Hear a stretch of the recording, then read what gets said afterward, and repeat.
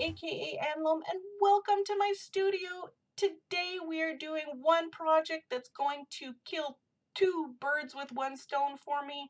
The first part is I'm doing an event for creative arts collaboration for their hashtag color of the year, and on the other hand, this background is also going to be used in my Paint and Palooza class number 3.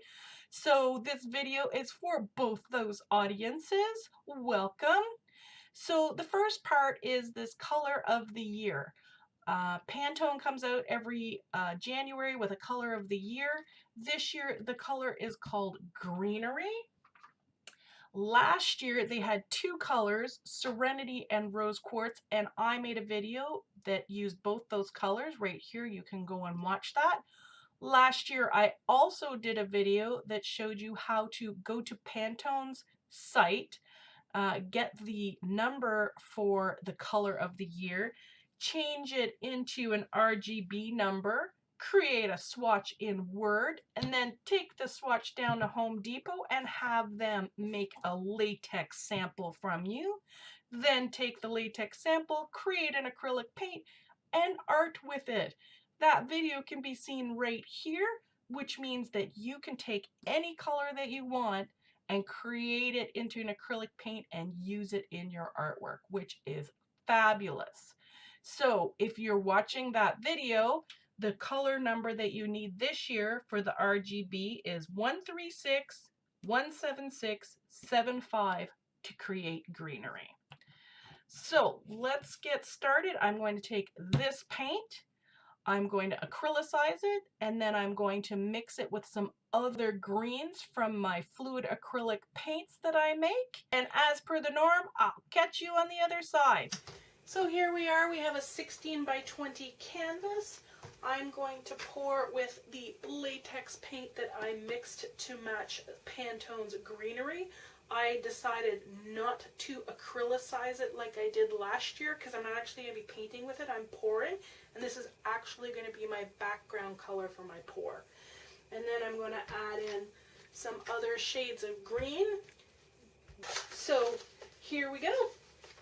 I'm going to do this one in real time because we're doing a different technique with this latex paint. So I got this at the Home Depot. Here we go. Look at that lusciousness called Greenery. So I'm going to pour a liberal amount of this on. I am not thinning it with water because it's pretty much the consistency of what I use with my regular acrylic paints. Spread this out a bit.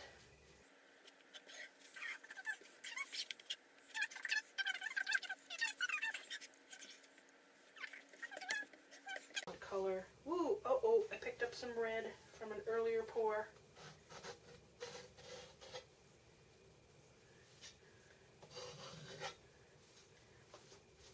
There we go. Just add a little bit more there. It'll be good. I have some left over in case I decide to add some on at the end. Let's just get rid of that red. Like that. Okay, so as per the norm, I'm going to do some puddles of color.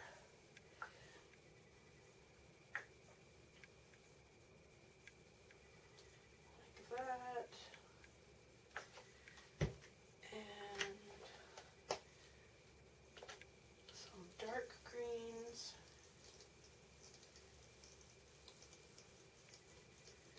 Now if you can see, I don't know if you can see, let me just, there we go. If you can see in here that the latex paint kind of soaks up the acrylic paint a little bit, because they're not exactly the same viscosity, but I believe that that will give me a nice kind of mottled, out of focus kind of look, because the monarch butterfly that's going on top of it is going to look like a close-up with a camera.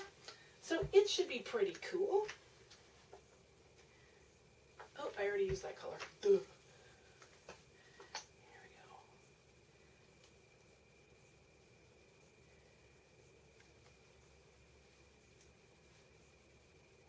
go. And some hooker green.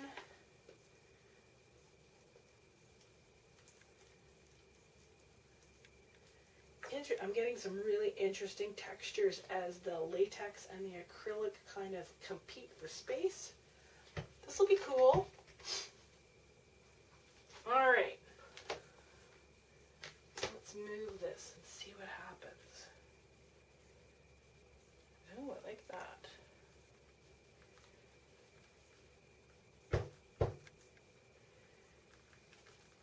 Ooh, turn that around.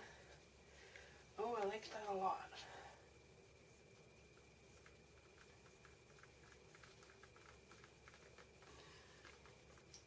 Alright, I'm going to add. Yeah, I like that a lot. I really do. Alright, we're going to add a little bit more of this green. And a little bit more of this green. Just around the edges to pull it over the edge. And a little bit more of that. There's something missing. I think I'm going to throw in just a little bit of yellow, because sometimes greenery up close has a little bit of a yellow tint in it. Just a little bit. Alright, let's see what we can do here. Oh yeah, I like the way that goes. I do. Okay, it's gone all the way over the edge there. It's not quite all the way over the edge on this side. There, like that. Oh. See right here? It's not quite, oops, can you see that? Yes, you can. It's not quite over the edge here yet. Sometimes it just needs a little bit of help. There we go. Oh, I like that quite a bit. However, the latex took over a little bit. So I'm just going to add a little bit more of the acrylic paint and give it another toss. Just a little bit of yellow, not a lot. Some more of this light green and some more of the hooker green. Just a little bit. But that greenery in the background, it's kind of a gray green. I like it. Alright, let's give it another shake.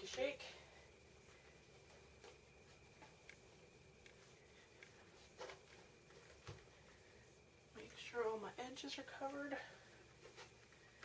There. That is good.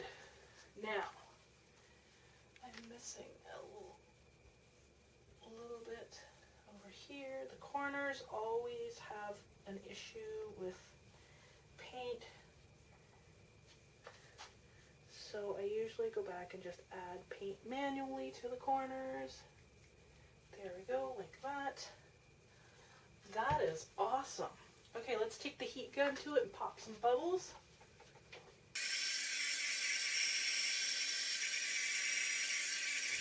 I will also, because I see that not all the bubbles popped, so sometimes I'll just bang it